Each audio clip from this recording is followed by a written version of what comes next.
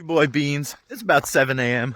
We're headed out to do a little trash pickup today early because, hey, let's be smart about it and not get heat stroke. Because the last few times I've been out there, it's been over 100 degrees and, not the most pleasant. So, yeah, I'm walking back to where I was yesterday since there's so much trash over there. And I'm going to get another bag full. And, yeah, I'm going to keep going at that for these next few days while it's like 100 and something degrees out, since it's only about 10-15 minute walk from the house to get to that spot.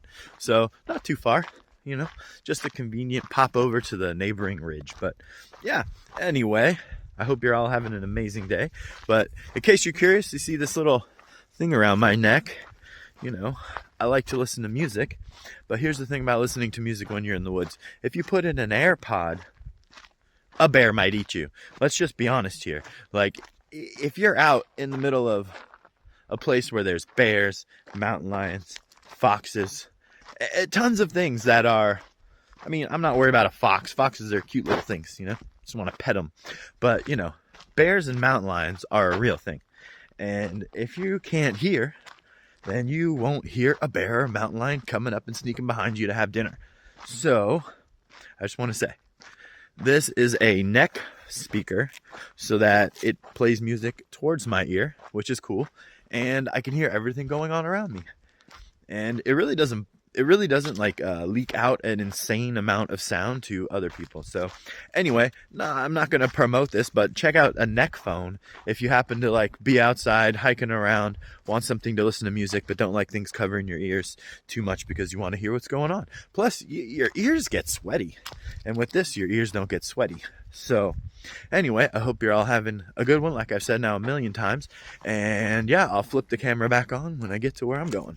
Well, the sun is just coming up, and here we are back at the trash pile. The dog's like, get this plastic out of here. I could smell it. He's trained to smell plastic. He's like a police dog that only smells plastic. He's like, yep, guilty. Plastic everywhere. So this is what I'll be working on this morning. In case you're wondering, Cool Beans, you mentioned last video you're going to try to format these differently so they can be better. And the answer to that question is yes. But I ordered a chest mount off of Amazon. So at least then I can record while I'm picking up trash versus doing a little bit of recording, picking up some trash, doing a little bit of recording, picking up some trash. Right? And then if I have my chest mount on, I have some other ideas of how I can improve it because it'll allow me to talk about subjects a little bit more seriously. So anyway, as you can see, no shortage of trash to pick up. I'm about to get to it. It makes me sad that everyone out here is drinking so much Coors. I wish we could get a little bit better of a beer out here, but it is what it is. I requested better beer at the store. I'm not much of a drinker, but hey, when I drink, I at least want to have a tasty beer. But yeah, no, they're like, nah, Coors, Budweiser. We've got some chiladas. We've got some spritzers. I don't know what it is, but can't get an IPA that tastes good to save my life. So, all right, look at this piece of plastic. My Lord, this is never going to go anywhere. All right. Enough yapping. I'm going to get to it. Come on, people. Wonder how long this stuff has been here for. Oh, man. Just already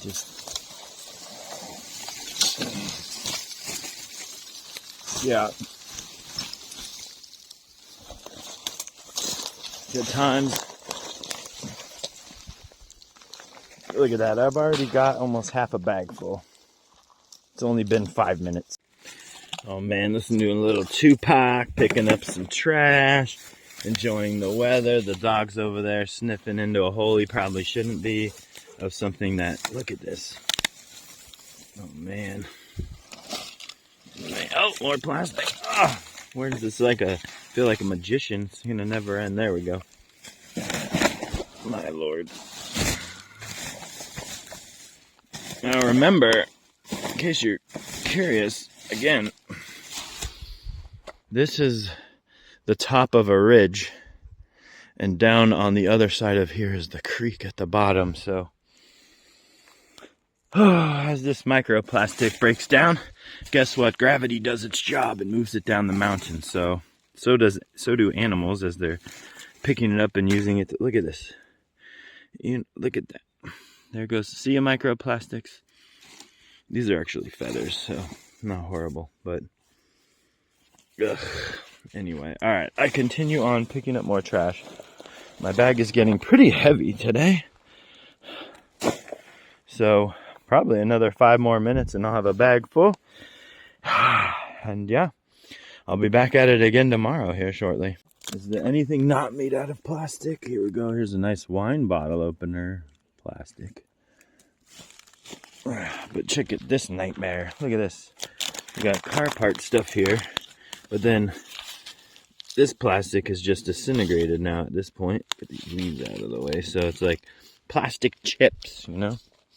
It's going to be impossible to get all these. Look at how much plastic chips there are everywhere. It's insanity. Like, think about that. This has just been sitting out here for a little bit of time in the heat.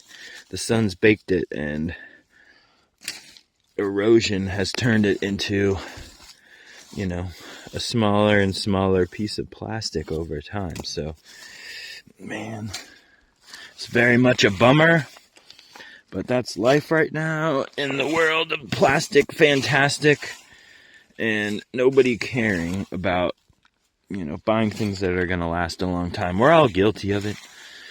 You know, some of us thought about it a while ago and have tried to change our ways, and some people are realizing now, and that's the way it goes, right? The adoption curve is true with basically anything.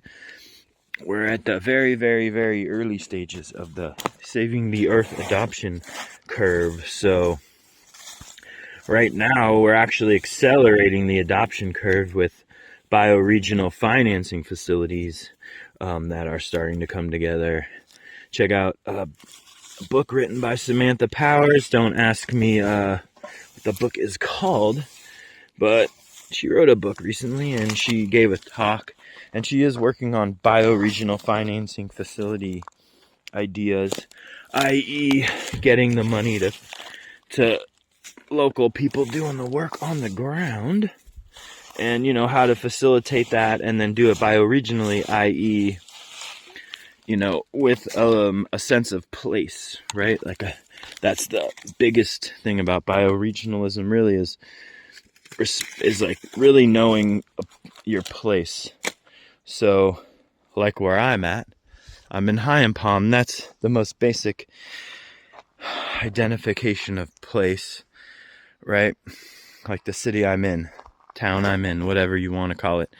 But then in reality, like, the town was just a thing because there's a bunch of houses within so many square miles of each other, right? So, I mean, if you look around me, you clearly see that this is not a town, like, in traditional sense, right? We're all located, dotted all around this mountain and down into the valley, right? So, we're not really a town in a classical sense. So, the thing about bioregionalism is, like, because we live out here in the woods, we should take into account what's local to us. The local trees, the local food, the local culture, right? The local history. So not just the history of a bunch of us coming out here, and originally they were logging this town. So there was a huge logging mill and shit down there on the river, right? So that went away a long time ago. So there's really not much logging going on out here these days, but you know, really, when you think about bioregionalism too, though, logging isn't necessarily bad, because when you look at what we have in abundance of here, it's trees. So thinking locally, but, you know, so using the trees when you need to do construction, because that's what you have an excess of. But also, don't forget, use the trees responsibly.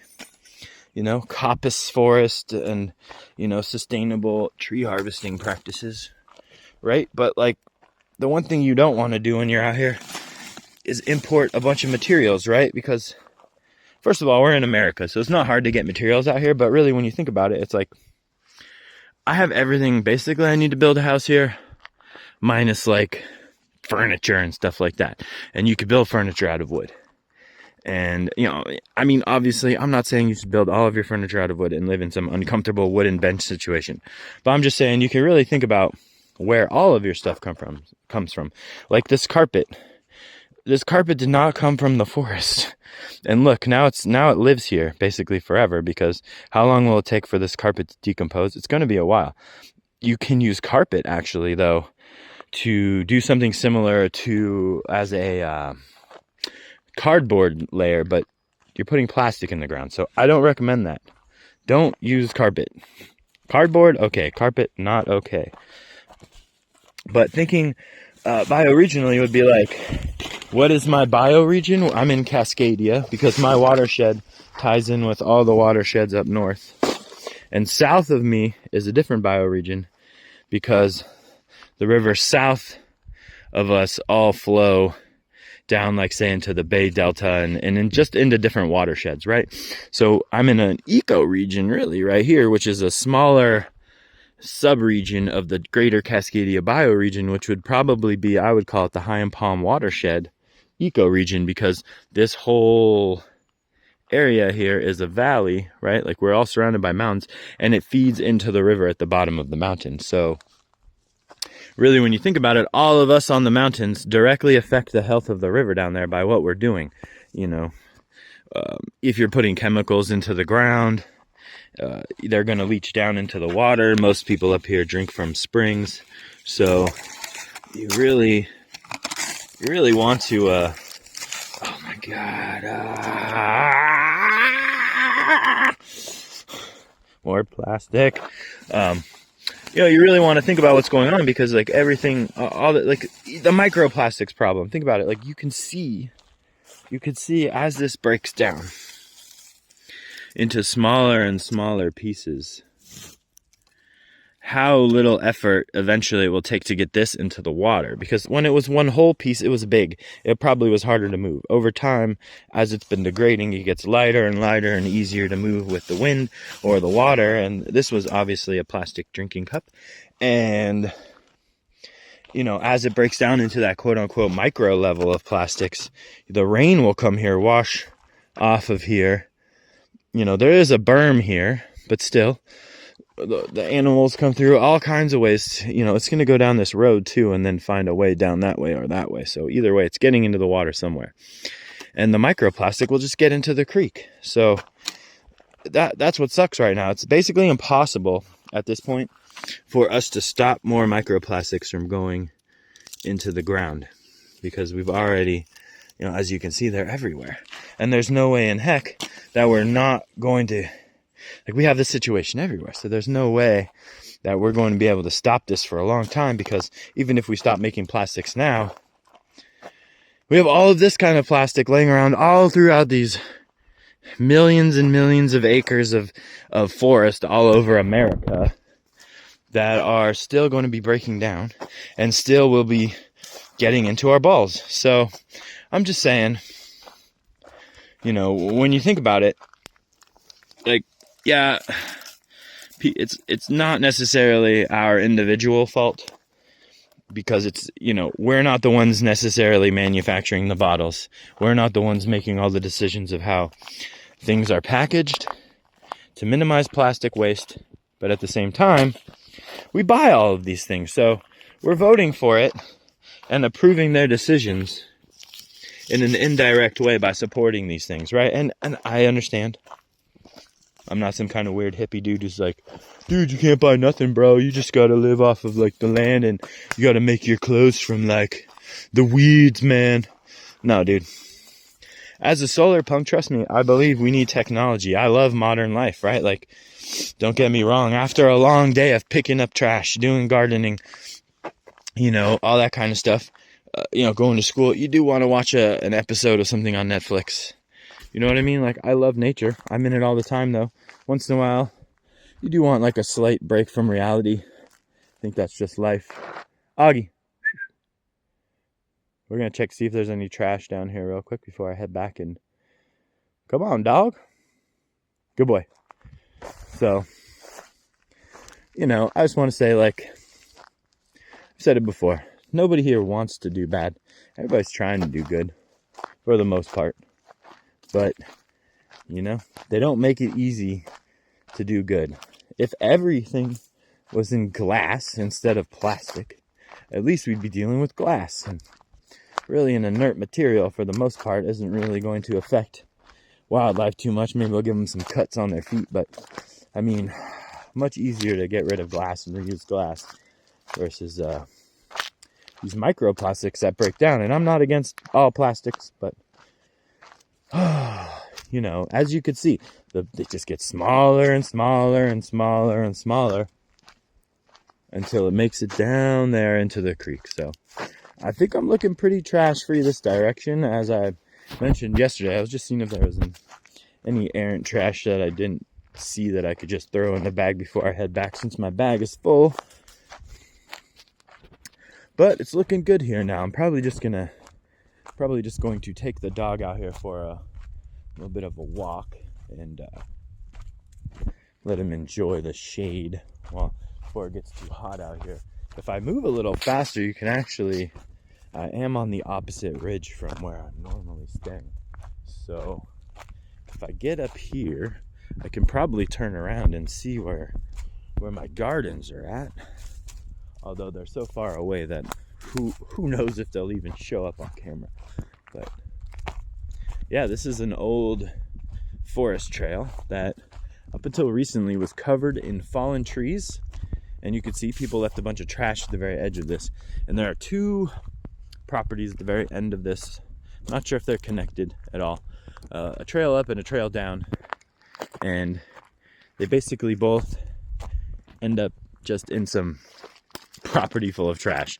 So it'll be interesting. We'll make it over there here shortly when we get done cleaning up this entry section. But oh, look, there you go. You could see that clearing right there in all of the trees.